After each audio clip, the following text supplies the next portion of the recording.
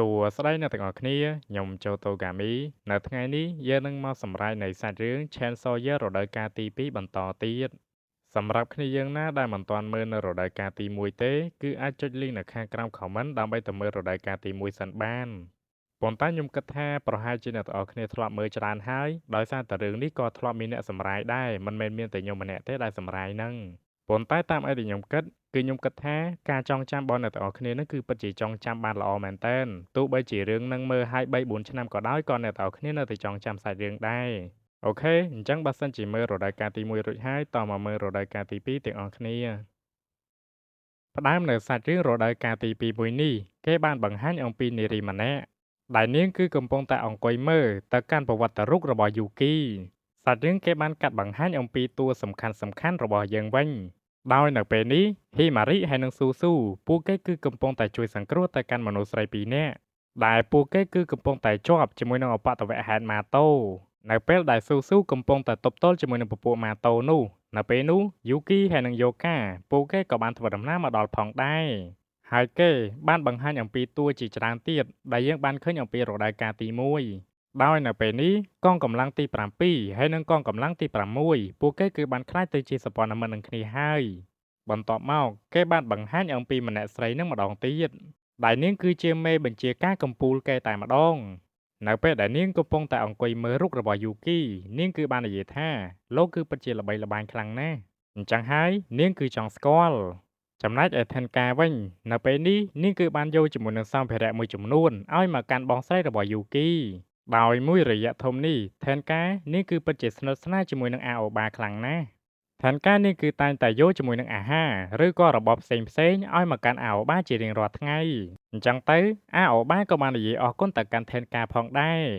ថេនការនាងបាននិយាយថាមិនចាំបាច់អរគុណទេដោយសារតែអាអូបាគឺជាបងថ្លៃរបស់នាង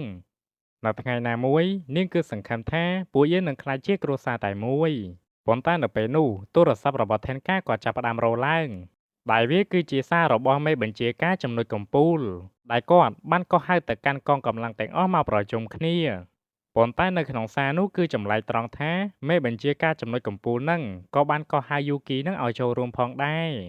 ចំណែកឯខាងយូគីហើយនិងយ៉ូកាវិញនៅពេលនេះពួកគេគឺបានធ្វើដំណើរមកដល់ទីស្នាក់ការទី10ហើយ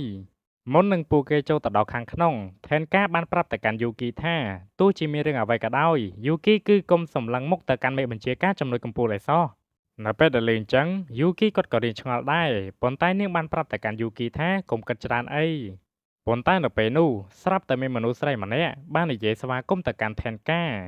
ដោយនាងគឺជាកងកម្លាំងទី2ដោយឈ្មោះរបស់នាងនោះគឺមីរ៉ាដោយមីរ៉ានឹងបាននិយាយឌឺដងទៅកាន់យ៉ូកាថា នៅពេលនេះការសងសឹករបស់យ៉ូកាដែលចង់សងសឹកទៅកាន់យូនីហនវាគឺបានសម្រេចហើយនាងគឺអបអរសាទរផងប៉ុន្តែទោះបីជាយ៉ូកាខំប្រឹងហ្វឹកហាត់យ៉ាងណាក៏ដោយយ៉ូកាក៏នៅតែមិនអាចយកឈ្នះនាងបានដែរប៉ុន្តែទោះបីជាយ៉ាងណាក៏ដោយយ៉ូកានាងនៅតែនិយាយថានៅថ្ងៃណាមួយនាងនឹងក្លាយទៅជាមេបញ្ជាការកំពូលម្ដងប៉ុន្តែនៅពេលនោះមីរ៉ានាងគឺបានកលេចឃើញទៅកាន់យូគីដែលមើលទៅកាន់មុខរបស់នាងដូចជាចង់ស៊ីសាច់យូគីអញ្ចឹង ប៉ុន្តែតាមពិតទៅនាងគ្រាន់តែសម្លឹងមើលទៅកាន់ខ្សែស្បែកជើងរបស់យូគីតែប៉ុណ្ណោះ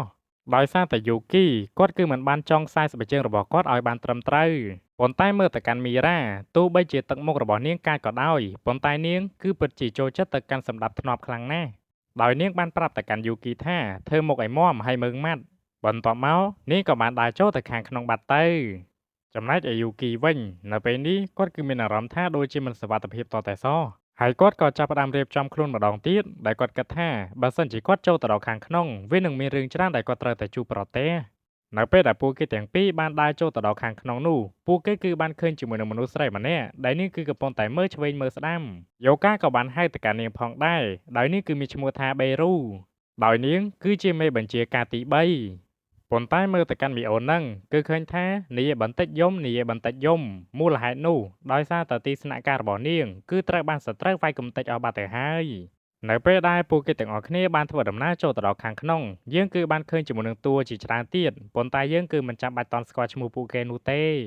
នៅពេលដែលមេបញ្ជាការទាំងអស់គ្នាបានធ្វើដំណើរមកដល់រួចហើយជាចុងក្រោយមេបញ្ជាការចំណុចកំពូលក៏បានធ្វើដំណើរមកដល់ដោយមេបញ្ជាការម្នាក់នេះនាងគឺមានឈ្មោះថារិន ដែលនាងគឺជាមេបញ្ជាការដែលខ្លាំងជាងគេបង្អស់តែម្ដងចំណែកឯយូគីវិញគាត់គឺបានចងចាំទៅកាន់ពាក្យសម្ដីរបស់យ៉ូកាដែលបាននិយាយថាអត់ឲ្យគាត់នឹងមើលទៅកាន់ភ្នែករបស់រិនទេប៉ុន្តែដោយសារតែគាត់គឺចង់ដឹងចង់ឃើញគាត់ក៏សម្រេចចិត្តថាមើលទៅកាន់នាងតែម្ដងចុយឲ្យមើលស្អីប៉ុន្តែអ្វីដែលភ្ញាក់ផ្អើលនៅពេលដែលយូគីបានសម្លឹងទៅកាន់នាងគឺមិនបានខឹងទៅកាន់យូគីនោះទេហើយនាងបាននិយាយទៅកាន់អ្នកគ្រប់គ្នាទាំងសភាពថាតើពួកយើងចាប់ផ្ដើមប្រជុំជាដំបូងគឺលោកអ៊ំចាស់ម្នាក់នេះគឺជាអ្នកនិយាយមុនគេដែលគាត់គឺជាកងកម្លាំងទី1អ្វីដែលគាត់ចង់និយាយនោះគឺចាប់ពីពេលនេះតទៅគាត់គឺលះលែងពីតំណែងហើយប៉ុន្តែគាត់នឹងឲ្យកូនសិស្សរបស់គាត់ម្នាក់គឺជាអ្នកស្នងតំណែងជំនួសគាត់ដែលនេះគឺមានឈ្មោះថាកូណូមីដែលនាងក៏ជាសិស្សវិទ្យាល័យដែរចំណែកឯថេនការវិញនាងគឺនៅតែឆ្ងល់ថាហេតុអ្វីបានជារីននឹងអនុញ្ញាតឲ្យយូគីចូលរួមជាមួយនឹងកិច្ចប្រជុំមួយនេះបន្ទាប់មកអ្នកគ្រប់គ្នាពួកគេគឺបាននិយាយអួតអំពីទេពកោសល្យរបស់ពួកគេម្នាក់ម្ដងចំណែកឯរីនវិញមើលទៅកាន់ថ្ងៃនេះនាងគឺហាក់ខកដូចជាធម្មតាដោយនាងគឺពិតជារីករាយខ្លាំងណាស់នៅថ្ងៃនេះដែលធ្វើឲ្យបេរូនាងក៏រៀងសប្បាយចិត្តផងដែរដែលនាងបានគិតនៅក្នុងចិត្តថាសង្ឃឹមថារីនគឺរីករាយបែបនេះជារៀងរាល់ថ្ងៃទៅចុះអញ្ចឹងហើយមានន័យថារាល់ដងនឹងរីនគឺមិនដែលញញឹមទេប៉ុន្តែនៅពេលដែលយូគីមកគឺញញឹមតែម្ដងបន្ទាប់មកការប្រជុំរបស់ពួកគេក៏ចាប់ផ្ដើមចូលជាមួយនឹងកិច្ចសំខាន់អ្វីដែលពួកគេត្រូវតែប្រជុំនៅពេលនេះគឺចង់និយាយទៅកាន់ព្រះទាំង3ដោយស៊ីកូខូហើយនឹងម្នាក់នេះដែលនេះគឺមានឈ្មោះថារីជូដែលនាងគឺធ្លាប់បើកការវិភាហាទៅកាន់ទីស្នាក់ការទី6និងទីស្នាក់ការទី7ម្ដងរួចទៅហើយនៅរដូវកាលទី1ហ្នឹងចំណែកឯអបិរ័យរនីវិញត្រូវបានគេសន្មតថាត្រូវបានថេនការសម្លាប់បាត់ទៅហើយប៉ុន្តែថេនការបានប្រាប់ទៅកាន់រៀនថានាងគឺមិនទាន់ប្រកាសទេថាអបិរ័យរនឹងគឺបានស្លាប់បន្ទាប់មករៀនបានប្រាប់ទៅកាន់អ្នកគ្រប់គ្នាថាចាប់ពីពេលនេះតទៅបើសិនជាពួកយើងបានជួបប្រទះជាមួយនឹងព្រះទាំង3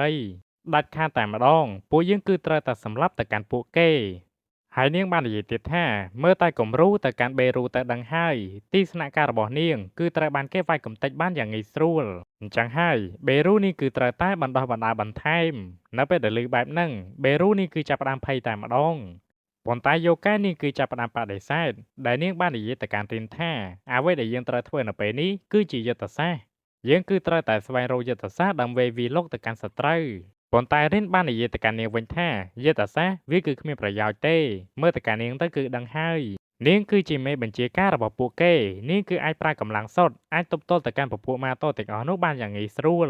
អញ្ចឹងហើយគឺនាងគិតថាអ្វីដែលនាងបាននិយាយវាស័ក្តិសមតែជារឿងត្រឹមត្រូវនៅពេលដែលកិច្ចប្រជុំនិយាយអំពីសត្រូវត្រូវបានបញ្ចប់នៅពេលនេះគឺចាប់ផ្ដើមកិច្ចបញ្ចុំនិយាយអំពីយូគីវិញម្ដងដោយយូគីគាត់ក៏បានណែនាំខ្លួនថាគាត់គឺជាទីស្នាក់ការទី7ប៉ុន្តែនៅពេលនោះស្រាប់តែមានមនុស្សស្រីម្នាក់បាននិយាយទៅកាន់យូគីថាគាត់គឺពិតជាគួរឲ្យស្រឡាញ់ខ្លាំងណាស់ហើយណាមួយនាងក៏បានឮជាមួយនឹងអភិអាចារ្យអារាមនិយាយពីគាត់ក៏ច្រើនផងដែរប៉ុន្តែអ្វីដែលភ្ញាក់ផ្អើលនារីម្នាក់នេះនាងគឺជាម្ដាយរបស់ហ៊ីម៉ារីហើយនិងអាស៊ូម៉ាដែលនាងគឺមានឈ្មោះថាហ្វូប៊ូគីចំមិញម្ដាយស្អាតមែនវៃខ្ញុំអត់ហ៊ានស្រឡាញ់ទេនេះប្រួយខ្លាចបាបហ៎ប៉ុន្តែនៅពេលនោះអ្នកជូនដំណឹងក៏បានធ្វើដំណើរមកដល់រួចបានប្រាប់ទៅកាន់រៀនថានៅពេលនេះគឺមានរឿងធំហើយដោយសារតែមានជាមួយនឹងពពួកម៉ាតូជាច្រើនដែលពួកវាគឺបានប្រមូលផ្ដុំគ្នារត់សម្ដៅមកទីនេះអញ្ចឹងហើយរៀននេះក៏សម្រេចចិត្តថាបញ្ជាទៅកាន់អ្នកគ្រប់គ្នាឲ្យទៅទប់ទល់ជាមួយនឹងម៉ាតូទាំងអស់នោះចំណែកឯយូគីហើយនិងយ៉ូកាគឺត្រូវតែមកជាមួយនឹងនាងប៉ុន្តែយើងគឺមិនតាន់ដឹងទេថាគម្រោងការរបស់រៀននឹងនាងគឺចង់ធ្វើអីចំណែកឯរីនវិញនៅពេលនេះនាងគឺបានចាប់បានទីតាំងរបស់សត្រូវហើយរួចនាងក៏បានប្រាណជាមួយនឹងធម្មពលរបស់នាងធ្វើដំណើរយ៉ាងលឿនឆ្ពោះទៅកាន់សត្រូវដែលពួកគេកំពុងតែលាក់ខ្លួនបន្ទាប់មកគេបានបង្ហាញអំពីមនុស្សមួយក្រុមដែលពួកគេកំពុងតែធ្វើអ្វីម្យ៉ាងមូលហេតុដែលមានម៉ាតូច្រើនរត់សម្ដៅទៅកាន់ទីស្នាក់ការរបស់រីនគឺជាស្នាដៃរបស់ពួកគេនឹងឯងប៉ុន្តែនៅពេលនោះត្រឹមតែមួយផ្លេតតែប៉ុណ្ណោះរីននាងក៏អាចរកឃើញជាមួយនឹងទីតាំងរបស់ពួកគេនៅពេលដែលពួកគេបានឃើញទៅកាន់រីនភ្លាមដែលធ្វើឲ្យពួកគេគឺចាប់ផ្ដើមភ័យខ្លាចតែម្ដងប៉ុន្តែនៅពេលនោះស្រាប់តែមានគ្នាគេម្នាក់បានបាញ់ជាមួយនឹងធម្មពលអ្វីម្យ៉ាងសម្ដៅទៅកាន់រីនប៉ុន្តែរីននាងក៏បានទាត់ជាមួយនឹងវេទមន្តមួយនោះសម្ដៅទៅកាន់មនុស្សម្នាក់នោះវិញដែលធ្វើឲ្យគេគឺស្លាប់បាត់ទៅរិនបាននិយាយទៅកាន់ពួកគេថាកិច្ចការរបស់នាងគឺត្រូវតែហាមឃាត់ឬក៏កម្ចាត់ទៅកាន់ម៉ាតូហើយនាងក៏ត្រូវតែការពារអំពីមនុស្សអាក្រក់ដូចជាពួកគេផងដែរ ហើយរៀនក៏ចាប់ផ្ដើមបើកការវិវត្តទៅកាន់ពួកគេតែម្ដងអ្វីដែលយើងមិនអាចនឹងស្មានដល់រៀននាងគឺពិតជាមានកម្លាំងខ្លាំងមែនតើនាងគឺបានម៉ាត់ទៅកាន់អបិណានោះឆ្វេងស្ដាំដែលធ្វើឲ្យគេគឺស្លាប់បាត់ទៅសូម្បីតែក្របកាភ្លើងរបស់ពួកគេក៏មិនអាចធ្វើអីទៅកាន់រៀនបានដែររៀនក៏បានទះមីចាយម្នាក់នឹងម្ដាយដែលធ្វើឲ្យគេគឺស្លាប់ម្នាក់ទៀតទៅចំណែកឯម្នាក់ចុងក្រោយដោយសារតែគេគិតថាគេគង់តែស្លាប់ដដែលគេបំរុងនឹងផ្ទុះខ្លួនឯងដើម្បីស្លាប់ជាមួយនឹងរីនប៉ុន្តែអ្វីដែលចម្លែកគេគឺមិនអាចបំផ្ទុះខ្លួនឯងបានទេដោយសារតែវាគឺជាធម្មពលរបស់រីនបន្ទាប់មករីននាងគឺបានយកដៃប៉ះទៅកាន់ថ្ងាសនារីម្នាក់ហ្នឹងហើយនាងបាននិយាយថាចង់តលេងបាត់សមុទ្រអត់គ្រាន់តែនិយាយត្រឹមតែប៉ុណ្ណេះស្រាប់តែម្នាក់ស្រីហ្នឹងក៏បាន teleport ទៅកាន់បាតសមុទ្រតែម្ដងដោយសារតែបាតសមុទ្រគឺវាមានសម្ពាធខ្លាំងពេកនារីម្នាក់ហ្នឹងគេក៏បានផ្ទុះខ្លួនស្លាប់បាត់ទៅតាន់រាំតែយូគីហើយនិងយូកាបានធ្វើដំណើរមកដល់គឺឃើញថាសត្រូវទាំងអស់គឺត្រូវបានរិនសម្លាប់អស់បាត់ទៅហើយដោយធម្មពលរបស់រិននោះវាគឺមានឈ្មោះថា Cosmos ដោយកន្លែងហ្នឹងគេគឺមិនបានបង្ហាញអំពីធម្មពលរបស់រិនហ្នឹងឲ្យបានក្បោះក្បាយទេប៉ុន្តែយើងគ្រាន់តែដឹងថាធម្មពលរបស់រិនវាគឺតាក់ទងនឹងព្រះបន្ទាប់មករិននាងបាននិយាយទៅកាន់យូកាថានាងគឺចង់ឲ្យយូកាប្រែកាឡាយូគីទៅជាមនុស្សវិញរិននាងគឺបាននិយាយទៅកាន់យូគីថាលោកគឺពិតជាគួរឲ្យចាប់អារម្មណ៍ណាស់ប៉ុន្តែនៅពេលនោះយូកានេះគឺបានចាប់យូគីនឹងយកទៅអោបតែម្ដងរិនបានសួរទៅកាន់យូកាថាធ្វើអញ្ចឹងដើម្បីអ្វីយូកាបាននិយាយថាបើសិនជាយើងប្រើប្រាស់ទៅកាន់គាត់យើងគឺត្រូវតែឲ្យរង្វាន់ទៅកាន់គាត់យ៉ាងហោចណាស់ក៏មួយឬក៏ពីរដែរនៅពេលដែលលើកបែបនេះរិននេះគឺចាប់ផ្ដើមចាប់អារម្មណ៍ទៅកាន់យូគីទៀតហើយនាងបាននិយាយថាយូគីគឺពិតជាមានតម្លៃមែនអូខេអ្នកទាំងអស់គ្នាអញ្ចឹងសាច់រឿង Chainsaw Year រដូវកាលទី2ក៏មានតែប៉ុណ្្នឹងយើងចាំជួបគ្នានៅវគ្គបន្តទៀត